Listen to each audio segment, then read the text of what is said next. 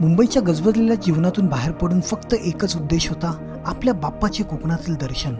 ऑफिसचा pressure, target आणि टाइमचा struggle, शेवटी 3 दिवस का होईना मी गावाकडे निघालो. कारण गावातल्या गणपतीला काही वेगळेच अनुभव असते.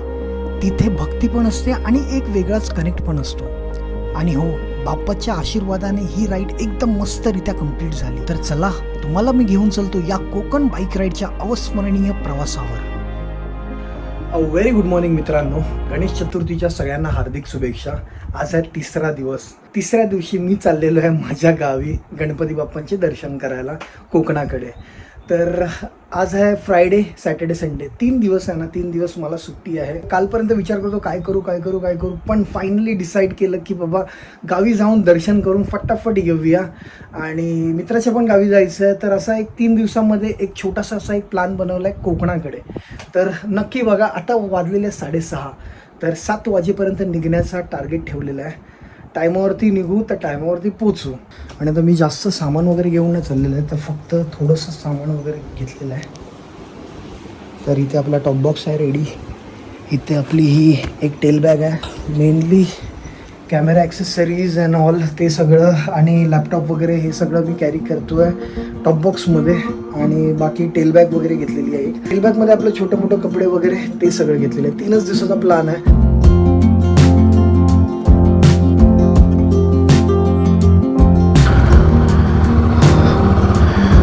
चला मित्रांनो, निघूया आता. गणपती बाप्पा मोरया, मंगलमूर्ती मोरया, येतोय देवा तुझ्या दर्शनाला. मित्र आपला भेटणार आहे. म्हणजे ॲक्च्युली ना कालपर्यंत माझा एकट्याचाच प्लॅन होता. म्हणजे कालच माझा प्लॅन झालेला की काही करून आता जाऊयाच भाई. तर नंतर लास्ट मोमेंटला मी फक्त संध्याकाळी असंच मित्राला विचारलं आणि नशीब तो रेडी झाला. कसं आहे ना, मला कोण एक तरी जण मला बरोबर लागतं. Yes, solo ride is a different thing, but हे पण एक सोलो राईडच म्हणता येईल.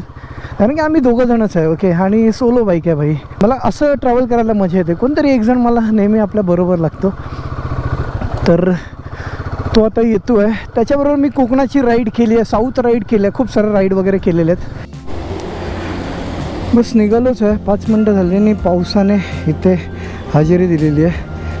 कसं व्हायचं काय माहिती, असं पाऊस असेल तर जे होईल ते होईल. कॅमेराचं पण मला काय समजत नाही आता, कारण हा वॉटरप्रूफ नाही आहे बाई. कसा बसा जुगाड करून काय केलेलं आहे मी. जे होईल ते होईल यार. फक्त 10 मिनटं झालेत निघून आणि खतरनाक पाऊस यार. पूर्णपणे ओलं करून टाकलं. आता काय माहिती आतमध्ये कुठे कुठे पाणी गेलं आहे. किती तुम्ही रेनकोट घाला, काही करा, पाणी हे मात्र जाणार. ठाणे क्रॉस झालेलं आहे जवळपास. ठाण्यापर्यंत रोड स्मूथ होता, ट्रॅफिक वगैरे नव्हतं, नॉर्मल होतं. तर आम्हाला तीच एक भीती होती की ठाणा क्रॉस कसा होईल, कारण की नेहमी ठाणा क्रॉस करेपर्यंत खूप टाईम जातो. परत एकदा पावसाचा वर्षाव चालू झालेला आहे. लोक बघा कसे थांबलेत. बापरे, पाऊस काय साथ सोडायचा नाही, पाऊस कंटिन्यू असणारच आहे. ॲक्च्युली आहे ना, मराठी मोर्चा आहे आज, त्याच्यामुळे आहे ना कुठे ना कुठे असं ट्रॅफिक पण भेटतं आहे. आणि बघा ना, राईट साईडला बघा सगळा मोर्चा निघालेला आहे.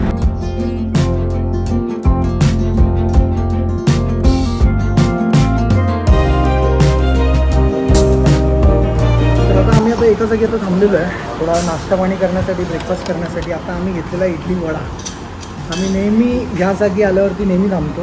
आता इडली वड्यापासून स्टार्ट केलेलं आहे, संपणार आहे मिसळपासून. मिसळ वगैरे हे ते.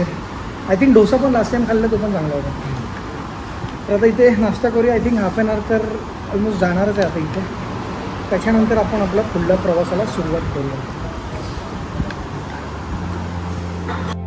गावाकडे बाईकने जाण्याची मजाच वेगळी. शहराचा शोर मागे राहतो आणि पुढं सुरू होतो एक शांत हिरवाईने भरलेला प्रवास. ड्रोन शॉटमधून दिसत होते वळणावळणाचे रस्ते, ढगांनी झाकलेली डोंगर आणि सतत बरसणाऱ्या पावसाची चमकणारी हिरवाई. हा नजारा फक्त कोकणच देऊ शकतो. आजूबाजूची झाडं जणू हात हलवत स्वागत करत होती. ओल्या मातीतला सुगंध आणि पावसांच्या थेंबांनी भरलेला वारा, सगळं काही एकदम ताजंतवानं. नद्या, झरे, धबधबे, सगळं काही जिवंत झालं होतं. ग्रीनरी सगळीकडे होती. असं वाटत होतं की निसर्गाने स्वतःचं रंगपेटी घेऊन सगळं लँडस्केप रंगवलंय. आणि शेवटी जेव्हा गावी पोचलो तेव्हा वाटलं हेच तर खरी लाईफ आहे. पावसातलं कोकण, बाईक राईडचा थ्रिल आणि आपल्या बाप्पाचे दर्शन, यापेक्षा मोठे सुख अजून काय असू शकतं. रात्री जवळपास 7:30ला गावात पोचलो. कॅमेरा काढायचं मनच नव्हते, कारण नजरेसमोर फक्त बाप्पाचं तेजस्वी रूप होते. पोहोचल्यावर फ्रेश होऊन लगेच आरतीला उभा राहिलो. गावातील गणपतीची आरती म्हणजे एकदम वेगळाच अनुभव. ते ढोल ताशांचे गजर, आरतीमधला भक्तिभाव, गावातल्या प्रत्येकांच्या चेहऱ्यावर डिव्होशन, सगळं काही इतकं डिवाईन वाटत होतं की वेळ थांबावं असं वाटलं. हा अनुभव, ही एनर्जी आणि ही श्रद्धा फक्त आणि फक्त गावातला बाप्पा देऊ शकतो. आणि हे क्षण माझ्या राईडला एक खरं अर्थ देऊन गेले.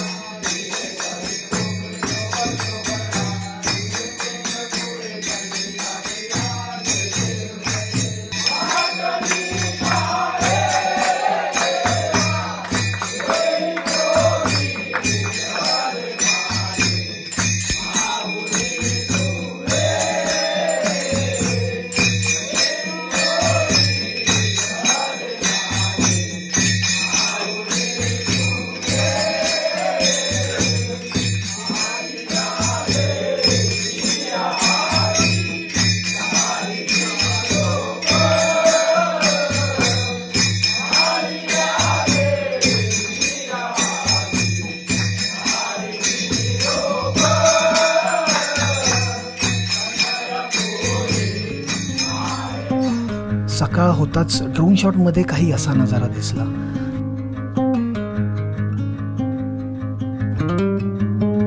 आजूबाजूला उभे ठाकलेले डोंगर, सईकडे हिरवाईचं समुद्र, वाऱ्याची हलकी झुळूक, ताजी हवा जी जीवनात एकदम फ्रेशनेस भरते. हेच आहे माझे गाव. जणू काही वेळ थांबलेली वाटते, जिथे निसर्गाचं सौंदर्य फक्त पाहण्यापुरतं नाही तर अनुभवण्यासारखं आहे. अजून जीवनात काय पाहिजे? थोडा श्वास घे, हिरवाईत हिरवळ आणि त्या शांततेत स्वतःला सापड. हेच तर आहे खरे जीवन.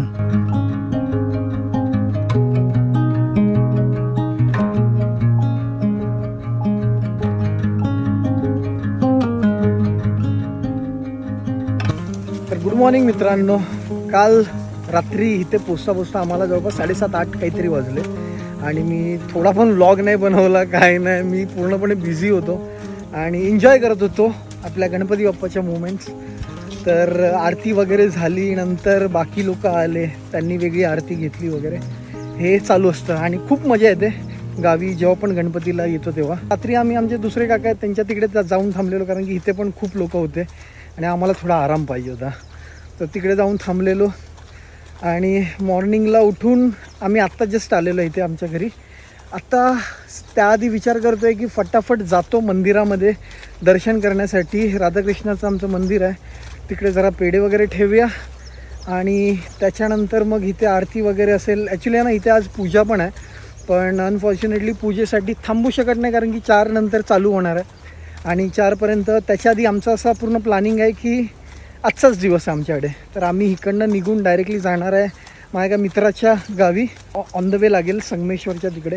तर तिकडे जाऊन तिकडे आम्ही आज स्टे करणार आणि उद्या आम्ही निघणार आहे परतीच्या प्रवासाला. मंदिराचा व्लॉग वगैरे तुम्ही बहुतेक बघितलं असेल. लास्ट टाईम मी आलेलो अक्षय तृतीयाला. त्या टायमाला इथे मंदिरामध्ये पालखी वगैरे असते, पालखीचा सोहळा असतो, तर ते सगळं मी थोडं सादर करण्याचा प्रयत्न केलेला.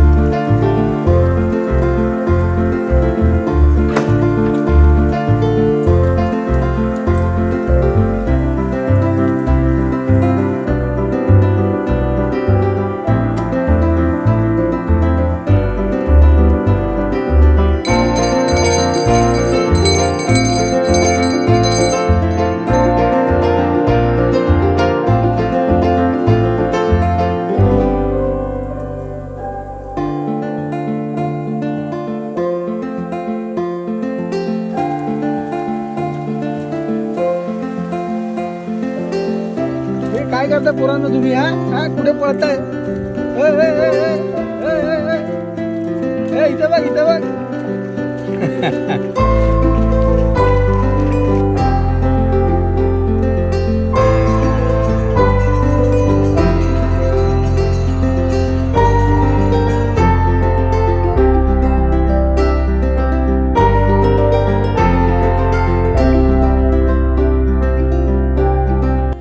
आता गावात आलोय तर नेहमीप्रमाणे मी निघालो आमच्या कुलदैवतकडे, भैरी भवानी माता.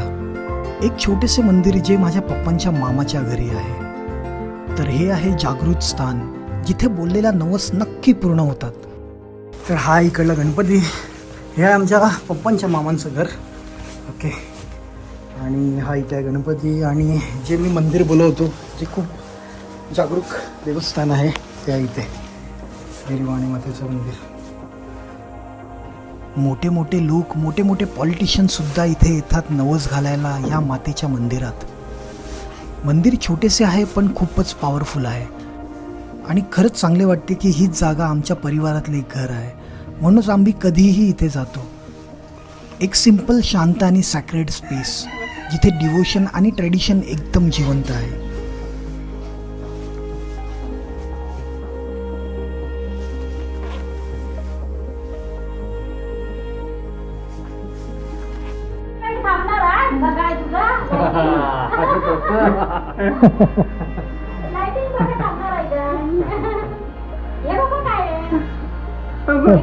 हे काय नाही, कॅमेरा असतो गाडीवरती. चला.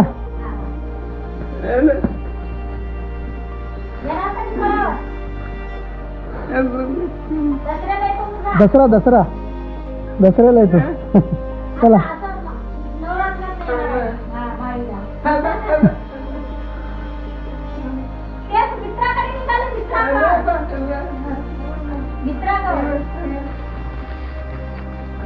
चला.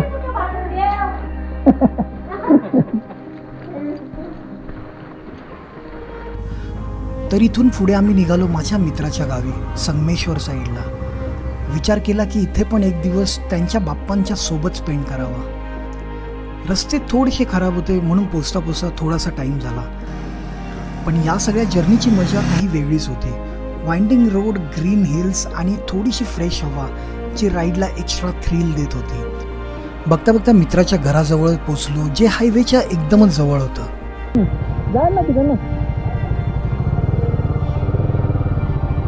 तर मित्रांनो, आपण आलेलो आहे आपल्या वैभव भाऊच्या गावी. इथे हायवेच्या एकदम बाजूलाच आहे, तुम्ही बघितलंच असेल. तर आल्यानंतर मी काय व्लॉग बिग नाही बनवला. थोड्या टायमानंतर तुम्हाला घरबीर दाखवतो त्याचं. तर आम्ही बाईक पार्किंग केलेल्यावरती आता आहे ना, वैभव कुठल्या मंदिरात घेऊन चाललाय? अंतराळ देवीच्या मंदिरात. अंतराळ देवी. Yes yes. अंतराळ देवीच्या मंदिरात आपण आता चाललेलो आहे. वैभव भाऊने नवीन गाडी घेतलेली आहे, मस्त कुशाक. तर पाऊस पण आहे बाहेर, तर विचार केला की गाडीतनंच जाऊ. तर फटाफट जाऊन येऊया तिथे. आणि आजचाच दिवस आहे आपल्याकडे. आता वाजलेले आहेत 5, जास्त टाईम नाही आपल्याकडे. तर मंदिरात जाऊन येऊया. अजून बघूया काय काय भेटतंय मध्ये मध्ये.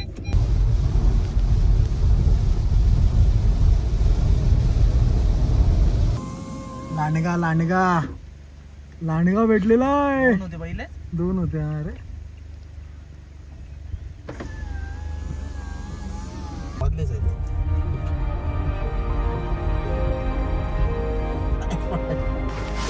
बाई, आपण पोचलेलो आहे मंदिराच्या जवळ, मंदिराकडे.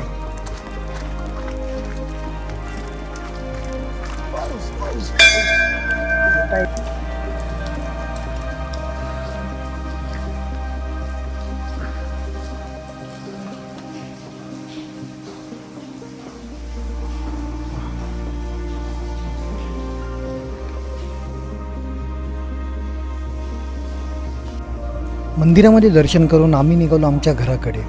घरी पोहोचताच अशी काही आरती सुरू झाली.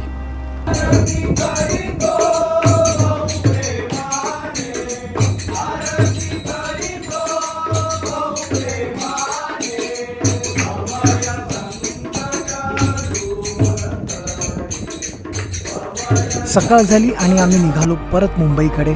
परतीचा प्रवास सुरू झाला. ओव्हरऑल ही कोकण ट्रिप गणपती बाप्पाच्या आशीर्वादाने एकदम अविस्मरणीय झाली. नकळत बनलेला प्लान ज्यावेळेस फुलफिल होतो त्यावेळेस खरंच खूप सुंदर अनुभव होतो. आणि तेच या ट्रिपमध्ये झालं. बाप्पाला एकच सांगू इच्छितो की पुन्हा येईन पुढल्या वर्षी. आणि मित्रांनो, पुढल्या वर्षी आगमनापासून विसर्जनापर्यंतचा व्लॉग मी नक्की बनवेन. सो हा व्लॉग जर आवडला असेल तर नक्की लाईक करा, शेअर करा. And do not forget to subscribe my YouTube channel guys. It's Smith Mumbaikar. And as always say keep loving, keep supporting and never forget to enjoy your life. Bye bye.